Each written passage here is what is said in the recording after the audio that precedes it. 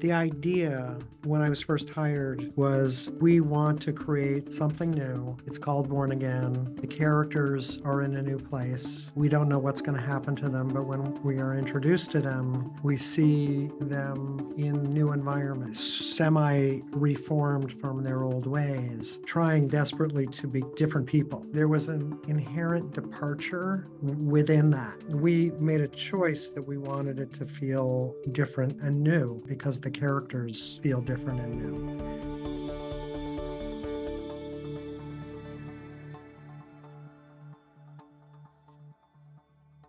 Hi, I'm Gordon Burkell from Filmmaker U. At Filmmaker U, we create courses for film professionals to deepen and diversify your existing skill set. You can learn more at filmmakeru.com or, of course, follow us on Instagram at filmmaker_u. Every week, we interview a film professional to discuss their work, and this week I'm joined by production designer Michael Shaw, whose work includes The Big C, Boys Don't Cry, Billions, and more recently, Daredevil Born Again for Disney+. Welcome to the show. Thanks for having me. I want to know, of course I'm going to ask, like, how did you get into Daredevil Born Again? Like, how'd you get involved? But I really want to know is that opening, I guess, quarter of the first episode where they fight in the bar all the way up the stairs, up onto Right, the the rooftop. runner. How, you know, what was your process in creating that? Because like, I guess, was it shot on sets? Was it, Yeah. We had some decisions to make about finding new Josies that felt similar to, um, the past. And we found a really nice location for Josie's that, we know how important that location is. Um, what we did was kind of transform it the way we needed it to be, adding partitions and doors. We used the location and then we ended up going into like a rooftop set. Mhm. So most of the rooftop stuff was done on a stage, and a lot of visual effects involved in getting that shot because the stairway doesn't naturally go straight back the way it Mhm. appears like it does. The stairway is actually within the building that we shot in. It's a location. Mhm.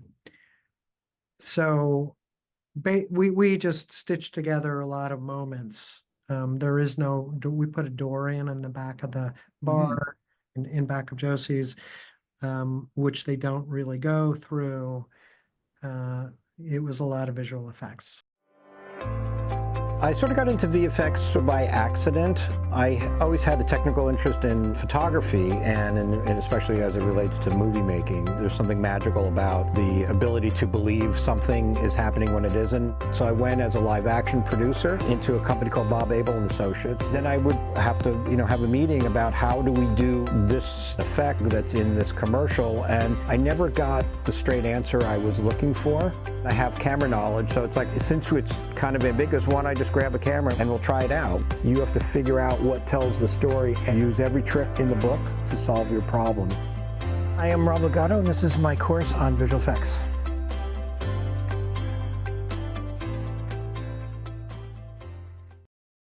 So it's like a mixture between actual location and set. And Oh, set, yeah. Uh-huh. wow. It's super complicated. Yeah, yeah. So you gave us a very condensed explanation on how it was executed. I mean, it was very condensed because it took a long time to shoot it, to choreograph it. Mhm. And then once we got into the editing, there was a lot of things that we had to create that weren't there. Um, yeah, and the whole rooftop run out of the rooftop was on the set. I would love to know because it's a follow-up to the original series that was on Netflix. Yeah, That was several years ago. yeah. So I'm wondering, like, how much did you rely on that for your inspiration or go back to that? And how much were you able to sort of start anew and create your own vision? Well, I think the idea when I was first hired was we want to create something new. It's called Born Again. The characters are in a new place. Um, we don't know what's going to happen to them, but when we are introduced to them, we see them in new environments and semi-reformed from their old ways, trying desperately to be new, different people. So there was an inherent departure within that. They're older. We are introduced to them, and they're trying to. Wilson is not trying to be Kingpin. He's turned a corner. Matt is no longer Daredevil. He is trying to just be the best lawyer he can be, the best attorney he can be. So from that standpoint, it was an easy departure, and to create worlds for them, which um, were quite different from the original Netflix show. We made a choice that we wanted it to feel different, and new, because the characters feel different and new. At the same time, everyone loves the characters and loves what happened and love the show and the arc of it. So, it was combining that really, and wanting to be true to um, true to the Netflix show, but go beyond it. Yeah. Make it something unique. Now, one of the things I loved in it is I think it's Gracie Mansion in New York. Yes. But what's interesting to me is there's a lot of sitting down between Fisk and his wife at the table Mhm. having meals. And it's not the same setup, but it reminds me a lot of a scene in Citizen Kane where it's basically his wife and him slowly deteriorating their relationship. Yeah. Um, and it almost feels like that in the sense of like we always see them at the dinner table and their relationship sort of struggling there. So I'm wondering, um, obviously they didn't let you shoot in Gracie Mansion, I'm assuming. No, no, no. So how much did you like mirror what Gracie Mansion looked like, and how much did you like, were there any liberties taken with it? Like what was your Yeah. approach? Well, I toured Gracie Mansion when I first heard about the project. I toured City Hall. Part of the design process was deciding, for Wilson and Vanessa, like, what is this new world that they've entered into, and Mhm. how's that reflected in their environment? And when I went to Gracie Mansion and I went to City Hall, you feel a little bit like it's stuck in time. Both Mhm. of those. You feel the history of New York. And Wilson and Vanessa are stepping into something which is completely uncomfortable for them. It's nothing like where they existed before. In the new role, as mayor, but also just internally, their characters are, uncomfortable in this new world. So Gracie Mansion, in that dining room, one of the things I loved about Gracie Mansion's dining room, the actual dining room, is that it's got this incredible wallpaper, this mural wallpaper. And Mhm. I felt like that was something important to replicate, because it tells a story. It's a kind of pastoral wallpaper, Mhm. um, is sort of like a French landscape of royalty.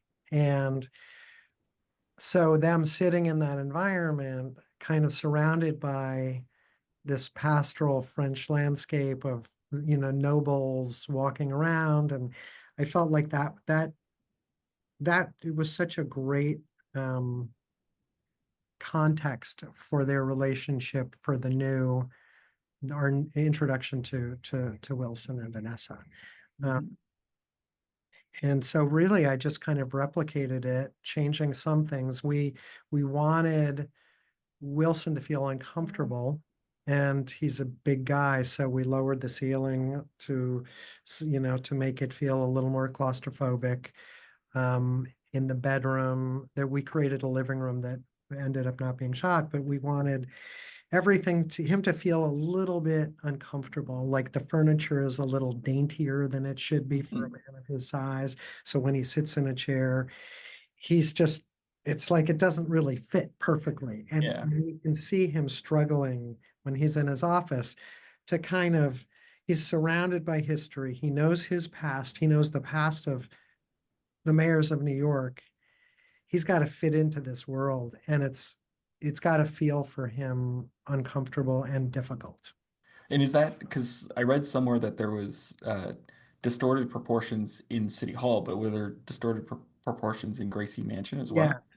Yeah, So- we wanted to change things a little bit so that it felt, and great City Hall, the ceilings are fairly high, but we wanted to make it feel like things, are just slightly uncomfortable.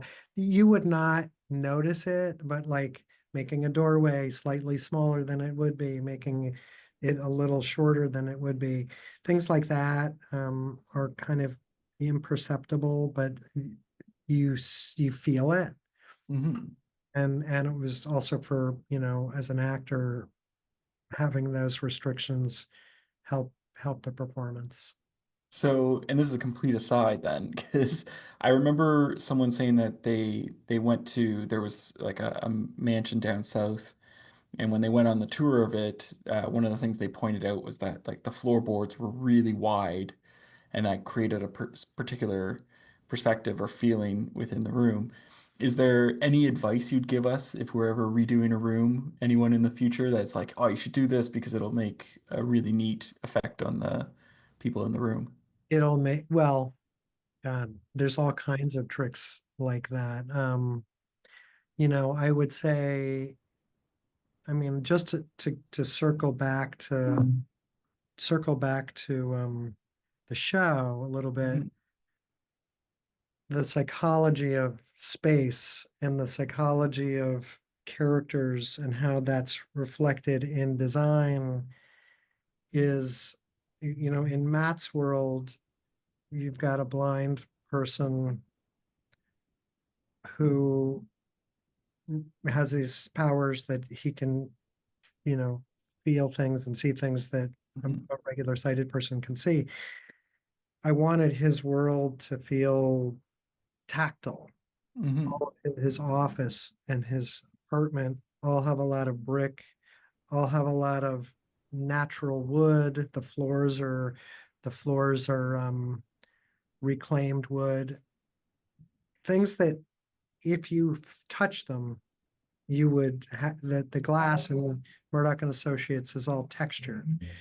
So even though he doesn't walk around touching all these things to feel his way around, as an audience, you are aware that this is different than the slick, polished wood of Wilson's world.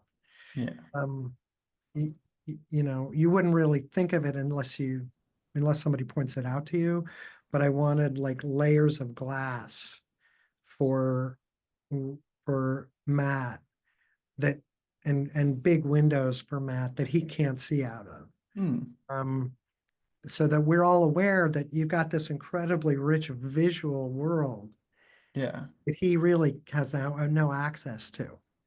And it's a contrast. It helps us feel the contrast between being blind and having sight. It's so interesting that you'd say that because I remember it's a very quick moment, but like he goes into a meeting in his office and it's in a glass meeting room.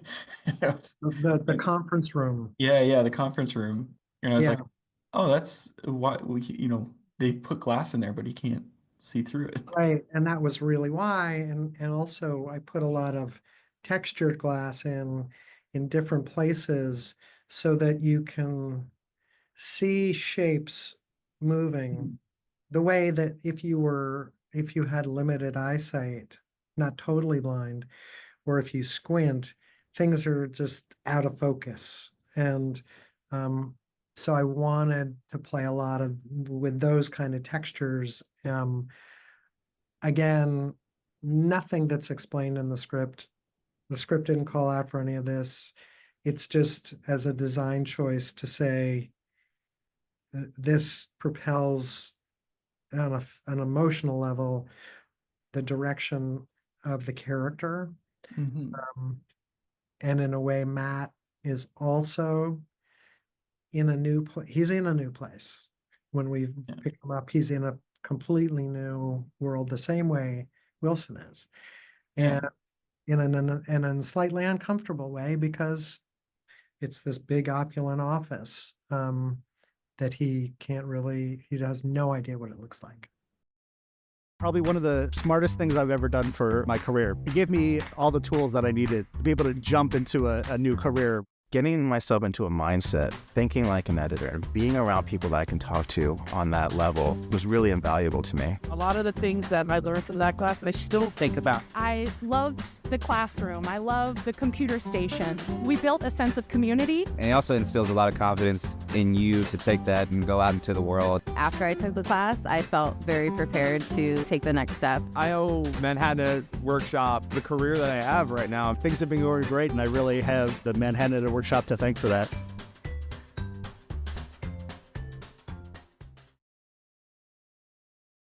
Thinking of that, like when you see them in New York, it is New York, right? Like it's as soon as you see it, it's like that is New York. However, it doesn't necessarily feel like the New York I've visited in the last 10 years. It feels different or unique. Did you go to like the comics or different eras of Daredevil to sort of get a particular look for it? Well, we made a decision right away that we wanted New York to feel different also. As it does, we didn't want it to be Gotham. We didn't want it to feel like a comic book. We want it to feel like the way people experience New York City now. Hell's Kitchen is not the Hell's Kitchen before that's referenced. And that also, New York is born again in a way. And so we wanted to represent New York and really have New York City be a character as we know it. What happens to everybody, including New York, including Wilson, including Matt, is they undergo a change in the arc of the show. So that, there's always contrast and dynamic energy with the characters and New York. So New York is changing and it's gentrified. We see the gentrification. We also can see we wanted to create a contrast between the old New York and the new New York, and having some of the landmarks that Matt recognizes. It's interesting that you talked about that because like everything's evolving. Now, I've only been able to see the first 4 episodes because that's what's available on Netflix. But I'm wondering, like, when I talk to costume designers, I'm always like, how does the character arc affect the costumes as we go through? Is there something similar for production design? Like, do things shift or change as you go through the series? Yes. You will see things change as they progress past episode 5. Okay. We can't tell anyone though. You will, I mean, I wouldn't talk about it now, but you will see things change. And there'll be subtle changes and things will, there are more things that inform the character and the look that are subtle. And there are definitely some more drum changes. Now, one of the things I really liked in it too were also there's a bunch of, so like there's a Punisher mural that's painted on the wall or spray painted, and then there's like the Fisk graffiti, like the sort of painted on. I'm wondering like how you executed those, and also, where did you go for inspiration for each of those? Right. So, that character's muse who's creating those murals, and that becomes something we find out a little bit more, that there's this character who's creating who's a bad guy. I forget in four, have you been introduced to Muse? I think in the fourth one, right at the end, like I think Okay. it's towards Yeah. the end that we get it. So David Mack is one of the comic book artists that I was put in touch with. Amazing, amazing. He's done some Daredevil, and we contacted him. We spoke about possibly him creating some of the artwork for Muse, and he took it on, and really I gave him some inspiration. We talked a lot about different feelings we wanted for it.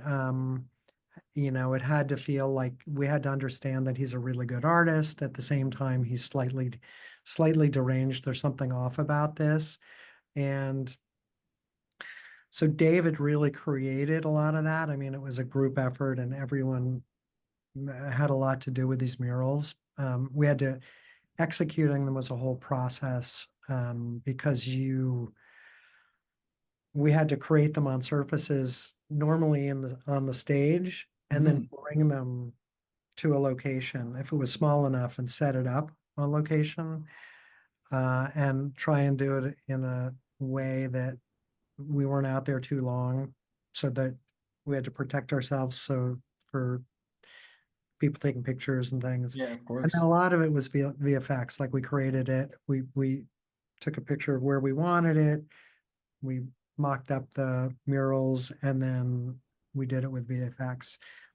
But David really created a lot of the iconic Muse murals, and artwork for Muse. He sort of channeled the Muse character once we get into the Muse lair. What if there was one sort of piece that you created or design that you did for this series that you're like that you hold up as your favorite piece for the whole series? What would that be that people should keep their eye out for? Well, the Muse environment Mhm. is really, that was the most fun, because it was kind of the world we could create, which wasn't grounded reality, Mhm. um, and telling the story of a disturbed person Yeah. in this world. Again, I forget if you actually are in his environment. You are at the very, very end of the Okay. episode for like one shot or two Oh, shots. okay. So, but you see very little. It's Yeah. next episode I'll get to see it. Yeah. So that was for sure the most fun. Yeah.